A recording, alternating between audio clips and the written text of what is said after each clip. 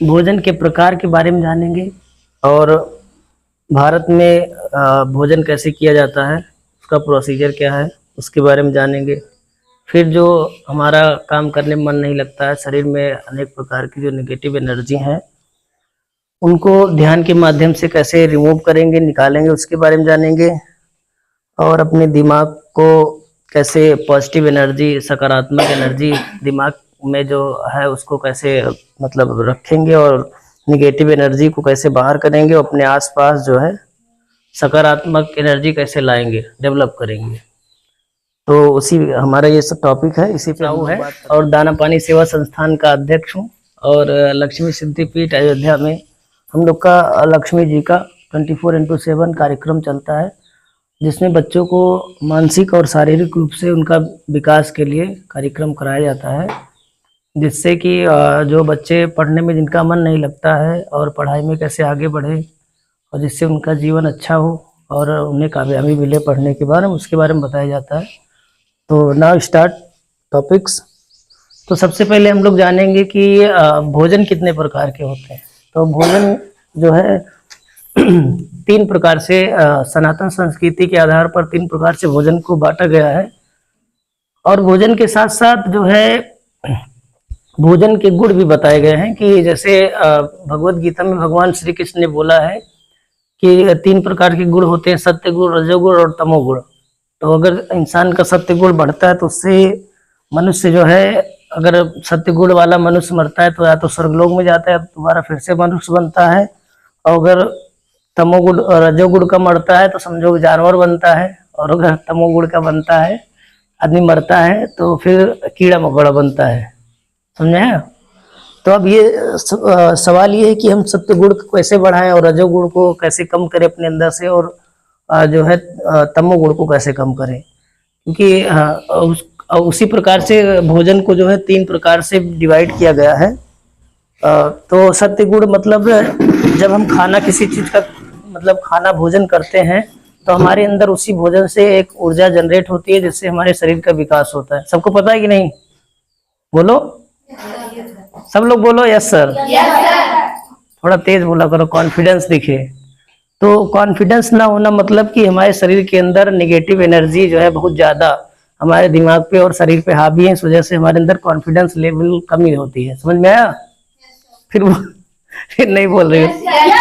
हाँ, जब बार बार बोलोगी तो उससे जो है निगेटिविटी जो दिमाग के अंदर बहुत सारी निगेटिविटी बढ़ी है, और जो है हम घबराहट जो होती है बोलने में, तो वो धीरे धीरे कम हो जाएगी, एनर्जी कम होने लगेगी।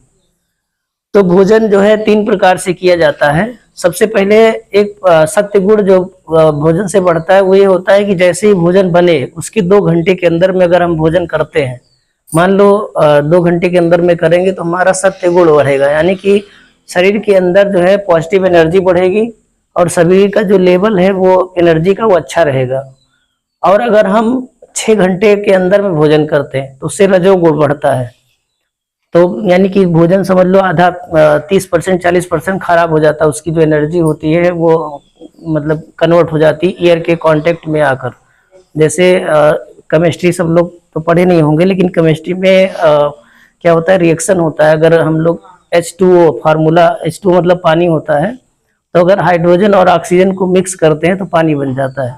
ऑक्सीजन कहाँ होता है? इन्वायरमेंट में होता है, जो हम सांस लेते हैं उसी को ऑक्सीजन बोलते हैं। तो उसी प्रकार से भोजन के अंदर जब भोजन पक जाता है, बन जाता है, जब उसको काफी देर तक रखते हैं तो एयर के हवा के कांटेक्ट में आता है, जिसमें उसमें रिएक्शन होता है, जिससे उसकी जो पॉजिटिव एनर्जी होती है वो कम हो जाती है। समझ में आया? सब लोग बोलो। थोड़ा बोला करो। तो इसलिए हमें जो है जैसे ही खाना बने उसके 2 घंटे में खाना खाना चाहिए। अगर 2 घंटे बाद हम लेट में खाते हैं, 6 घंटे बाद खाएंगे, तो समझिए कि आधा खाना अच्छा है, आधा खाना बेकार है। और जब बासी खाना खाएंगे तो उससे क्या होता है कि पूरी तरीके से वो खाना समझ लो खराब हो जाता है। पहले भारत देश में पहले बहुत गरीबी थी तो लोग खाते थे, ऐसा नहीं है, हम लोग भी बचपन में छोटे थे तो खाए हुए हैं। लेकिन आज के समय में उतनी गरीबी नहीं है जैसे पहले थी। तो आज के समय में हर चीज अवेलेबल है, कुछ भी आप खा सकते हैं। तो जब प्रयास करिए कि इतना भोजन बनाइए कि वो रात में खत्म हो जाए, उसको सुबह न खाना पड़े, और सुबह जो है ताजा खाना पड़े। और हमारे खाने की वजह से हमारे शरीर के अंदर जो 3 प्रकार के जो गुण होते हैं वो एक्टिव हो जाते हैं, जिससे हमारा माइंड जो है उसका डेवलपमेंट नहीं होता है।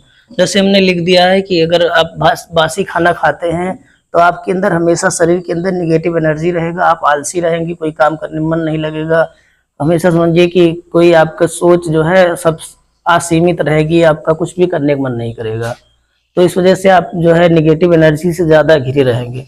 अब दूसरी चीज पे आते हैं, तो भारत देश में भोजन करने का समय क्या है।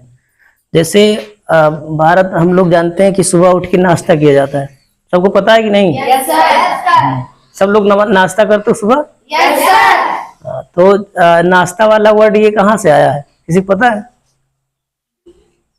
नाश्ता का किसने बनाया है? अंग्रेजों ने बनाया है। इंग्लिश में है, अंग्रेजों ने बनाया है।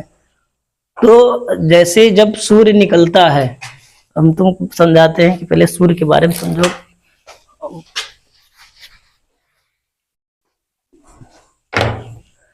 जब सूर्य निकलता है तो क्या होता है कि अभी सोलर पैनल कोई अगर सोलर प्लेट को देखो, सोलर पैनल जो होता है, जब सुबह की जो गर्मी होती है बहुत ज्यादा तेज होती है, प्लेट पे पड़ती है, बहुत ज्यादा मतलब तेज एनर्जी पड़ती है सुबह सुबह।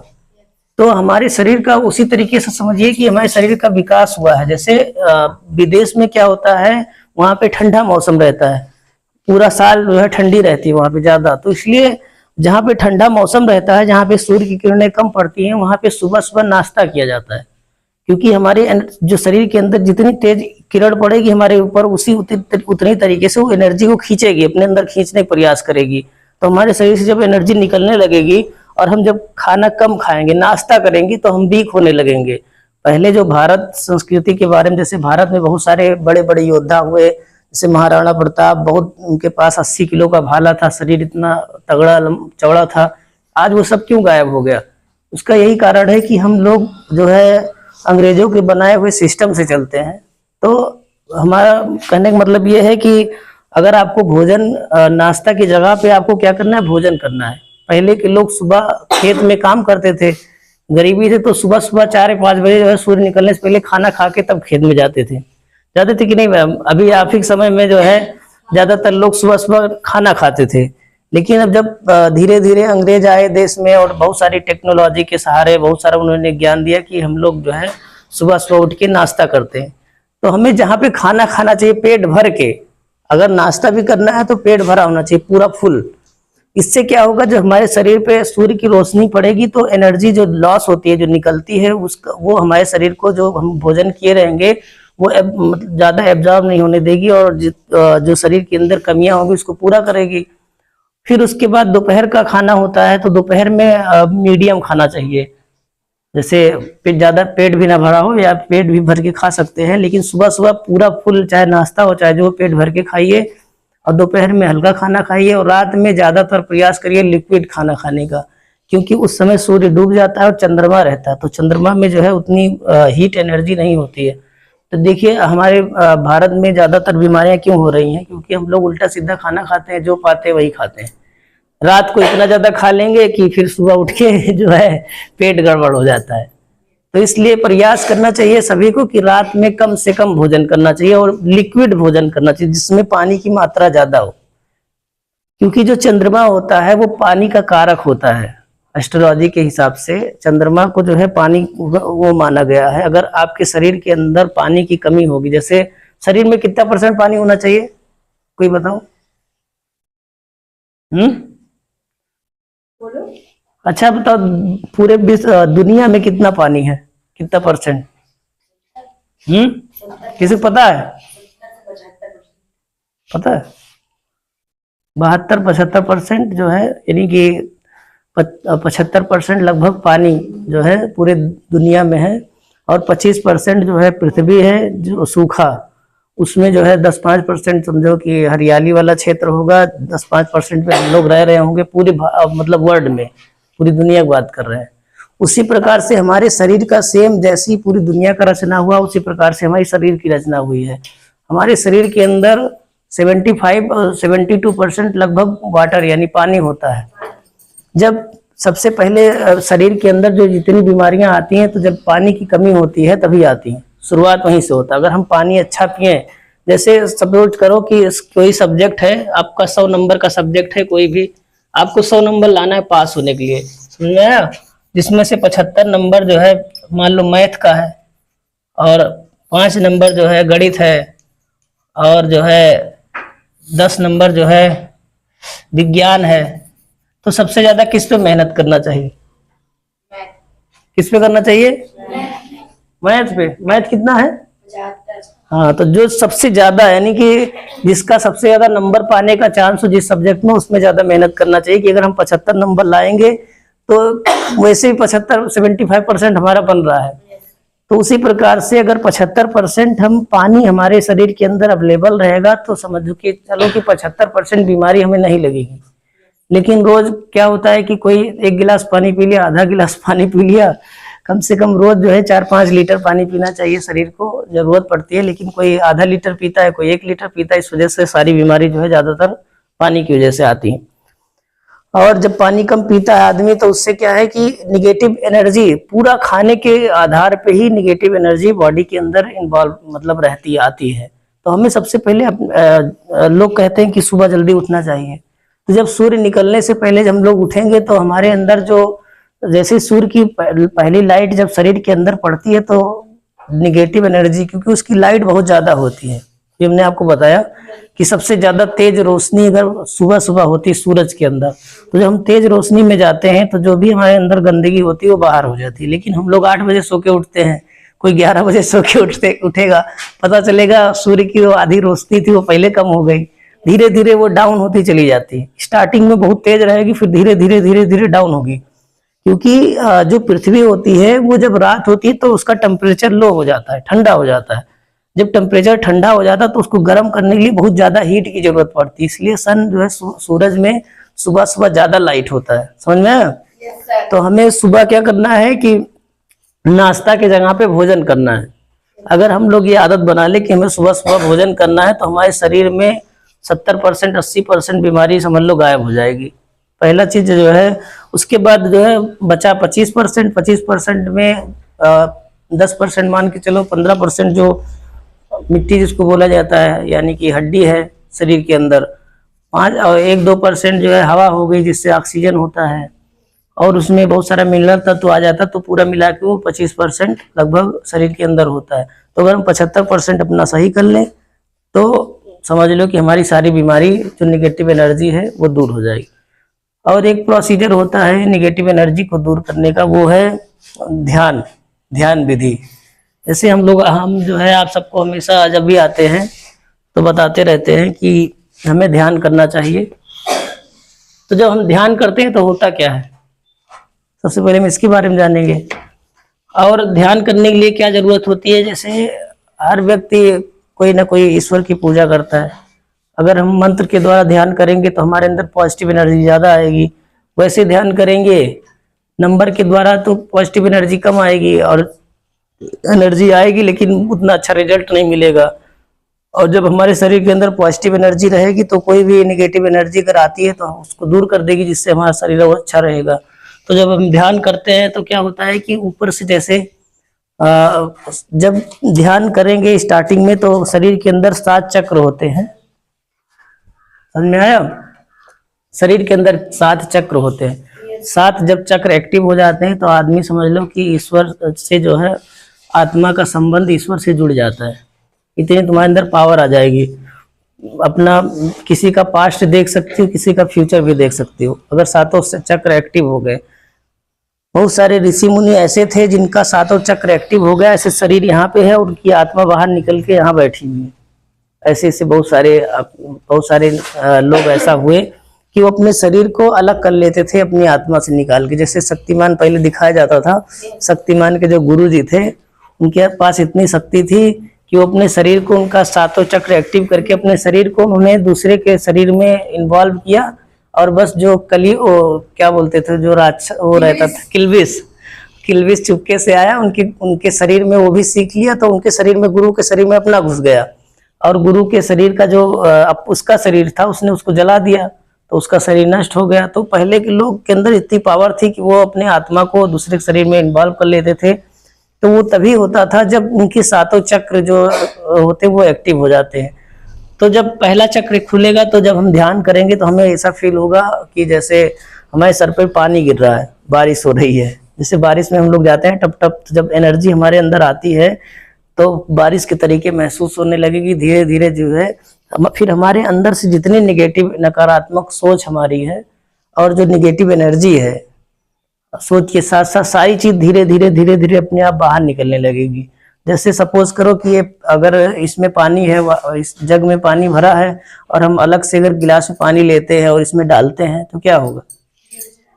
पानी गिरने लगेगा, लेकिन कौन सा पानी गिरेगा? जो इसके अंदर इन्वॉल्व होता है वही पानी गिरेगा। जब हम ऊपर से डालेंगे, ऐसे डाल रहे हैं, तो अगर इसमें गर्म पानी भरा होगा तो अगर हम ठंडा पानी डालेंगे तो धीरे धीरे क्या होगा, नीचे से गर्म पानी सब निकलने लगेगा। उसी प्रकार से समझो कि हमारा शरीर है और हमारे शरीर में जब ऊर्जा इसी तरीके से ऊपर से जब आती है यहाँ से इस चक्र से, तो धीरे धीरे क्या होता है कि निगेटिव एनर्जी सारी जो है धीरे धीरे निकलने लगती है। समझ में आया? तो ये प्रोसीजर है हमें अपनी निगेटिव एनर्जी को निकालने का और पॉजिटिव एनर्जी को इंटर करने का, जिससे हम अपने पढ़ाई में हमारा मन लगने लगे और हमारा दिमाग जो है तेज हो जाए। अब क्या है कि अगर आपको और जानना है कि हम अपने घर में, मतलब घर में जो है बहुत सारी समस्याएं लोगों के होती है, परेशान रहते हैं कि तो घर की निगेटिव एनर्जी कैसे कम करते हैं, उसका भी बहुत सारा तरीका प्रोसीजर होता है। उसके लिए आपको जो है, जो हमने अभी सिखाया था लक्ष्मी जी का पाठ, उसको करना है अपने घर में। फिर यज्ञ विधि होती है। जब यज्ञ को हम जलाते हैं तो उससे पूरे घर में उसका धुआं जाता है। उससे 15 दिन में लगभग एक बार हमको यज्ञ करना पड़ता है, जिससे नेगेटिव एनर्जी अपने आप कर सकते हैं, इसमें किसी की जरूरत नहीं है। ऐसा यज्ञ होता है कि आप अपने आप स्वयं बैठ के करिए, जिससे आपके घर की सारी नेगेटिव एनर्जी दूर हो जाए, जिससे घर में झगड़ा लड़ाई सब बंद हो जाए और परिवार जो है अच्छा हो जाए। समझे? Yes sir. अब हम लोग थोड़ी देर आंख बंद करते हैं, थोड़ा प्रेयर करते हैं। सब लोग हाथ जोड़ लो, थोड़ी देर प्रेयर करते हैं, ठीक है? हम लोग जोड़ लियो, आ जाओ। गुरुर्ब्रह्मा गुरुर्विष्णु गुरुर्देवो महेश्वरा गुरुर्साक्षात् परम ब्रह्मा तस्मै श्री गुरुवे नमः। गुरुर्ब्रह्मा गुरुर्विष्णु गुरुर्देवो महेश्वरा गुरुर्साक्षात् परम ब्रह्मा तस्मै श्री गुरुवे नमः। नमस्तुते नमस्तुते विद्यालक्ष्मी नमस्तुते नमस्तुते नमस्तुते विद्यालक्ष्मी नमस्तुते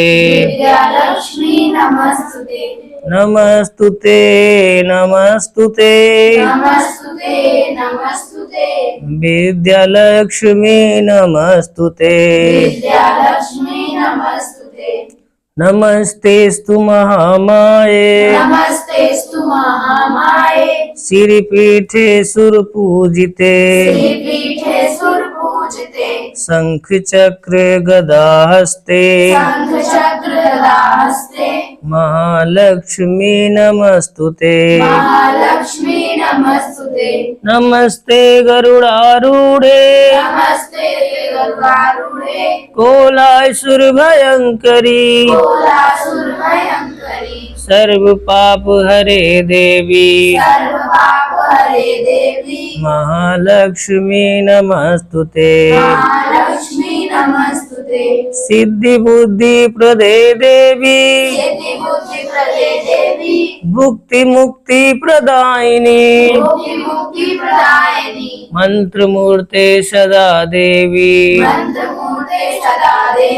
महालक्ष्मी नमस्तुते महालक्ष्मी नमस्तुते आद्यन्तिरहिते देवी आद्यन्तरहिते देवी आदिशक्ति महेश्वरी आदिशक्ति महेश्वरी योगजे योग संभूते योगजे योग संभूते महालक्ष्मी नमस्तुते महालक्ष्मी नमस्तुते स्थूल सूक्ष्म महारौद्रे स्थूल सूक्ष्म महारौद्रे महाशक्ति महोदरे महाशक्ति महोदरे महापाप हरे देवी महापाप हरे देवी महालक्ष्मी नमस्तुते महालक्ष्मी नमस्तुते पद्मासने स्थिते देवी पद्मासन स्थिते देवी परब्रह्म स्वरूपिणी परब्रह्म स्वरूपिणी परमेश्वरी जगत माता परमेश्वरी जगन्माता महालक्ष्मी नमस्तुते महालक्ष्मी नमस्तुते श्वेतांबरधरे देवी श्वेतांबरधरे देवी नानालंकार भूषिते नानालंकार भूषिते जगत स्थिते जगत माता जगत स्थिते जगन्माता महालक्ष्मी नमस्तुते महालक्ष्मी नमस्तुते आदिदेव नमस्तुभ्यं आदिदेवो नमस्तुभ्यं प्रसीद मम भास्कर प्रसीद मम भास्कर दिवाकर नमस्तुभ्यं दिवाकर नमस्तुभ्यं प्रभाकर नमस्तुते दिवाकर नमस्तुते आदिदेव नमस्तुभ्यं आदिदेवो नमस्तुभ्यं प्रसीद मम भास्कर प्रसीद मम भास्कर दिवाकर नमस्तुभ्यं दिवाकर नमस्तुभ्यं प्रभाकर नमस्तुते दिवाकर नमस्तुते जय गुरुदेव। तो आप सब लोग जानते हैं कि ज्ञान की देवी सरस्वती जी को माना जाता है, पता है कि नहीं सबको? जो विद्यार्थी होते हैं, स्टॉप करो एक मिनट, पीछे बैठो। तो सबको ये पता है कि जैसे जो विद्या की देवी उनको सरस्वती जी को माना गया है, सब जानते हैं ना यस सर कि स्टूडेंट को किसकी पूजा करनी चाहिए? सरस्वती जी की हाँ, लेकिन हम लोग विद्या लक्ष्मी कराते हैं। उसका कारण क्या है कि जैसे अगर हम सरस्वती माता की पूजा करते हैं तो हमें ज्ञान मिलता है। तो ऐसा ज्ञान मिलता है, देखो बहुत सारे लोग पीएचडी किए हुए हैं, कितने सारे लोग पीएचडी किए हैं, बहुत पढ़े लिखे रहते हैं, लेकिन अंत में क्या होता है, इनको जॉब नहीं मिलती है, उनका एम पूरा नहीं होता है। यस सर समझ में आया? बहुत सारे लोग नौकरी किए करते रहते हैं, लेकिन उनका एम नहीं पूरा होता है, वो जीवन में कुछ नहीं कर पाते हैं और परेशान रहते हैं। बहुत सारे स्टूडेंट ऐसे होते हैं कि नाकामी की वजह से आत्महत्या कर लेते हैं, सुसाइड कर लेते हैं। तो जो विद्या यानी सरस्वती माता है वो केवल ज्ञान देती है, आपको डेवलप कर देंगी, दिमागी रूप से आपका बहुत विकास होगा, पढ़ने में तेज रहेंगे, लेकिन वो धन नहीं देती हैं। मतलब कि पढ़ाई करने के बाद अगर आप सोचो कि वो आपका सहयोग करे नौकरी पाने में तो थोड़ा कठिनाई होती है। लेकिन जो विद्या लक्ष्मी माता है, तो विद्या के साथ लक्ष्मी जुड़ा हुआ है। इसका मतलब ये होता है कि वो आपको ज्ञान भी देंगी और ऐसी ज्ञान देंगी जिससे आप अपने जीवन में धन की और आप अपना एम पा सके। पढ़ने के बाद आप जो है आगे बढ़ जाएं और पैसा कमाएं, किसी चीज़ की कमी ना रहे। इसलिए हम लोग प्रमोट करते हैं कि स्टूडेंट को जो है विद्या लक्ष्मी का पाठ करना चाहिए, जिससे वो जीवन में किसी प्रकार की उसको कमी ना रहे। यस सर और सबसे पहले जैसे गुरु का पाठ होता है, तो जो भी टीचर है सब गुरु के समान उनकी पूजा करनी चाहिए। उसके बाद लास्ट में सूर्यदेव का पाठ होता है। इससे ये है कि जैसे सूर्यदेव जब सुबह से लेके रात को स्थायी हो जाते हैं, फिर एक नई सुबह के साथ उठते हैं, तो ज़्यादातर जीवन में बहुत सारी कठिनाइयाँ होती हैं, लोग उनसे लगे रहते हैं, परेशान रहते हैं। फिर उनको सूर्यदेव की तरीके होना चाहिए कि जब बुरा समय आता है रात को, तो सूर्य अस्त हो जाता है, फिर एक नई रोशनी के साथ सूर्य उदय होता है। उसी प्रकार जब आप सुबह उठें तो एक नई रोशनी के साथ, नई एनर्जी के साथ, नई ताकत के साथ आप अपने लक्ष्य को फिर से तैयारी करें। इसलिए हम लोग सूर्यदेव का पाठ कराते हैं, समझ रहे हैं? यस सर ठीक है, चलो, जय माता दी। जय जय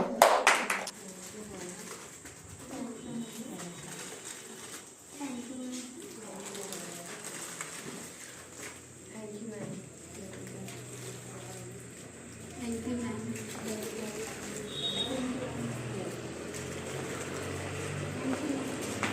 धन्यवाद।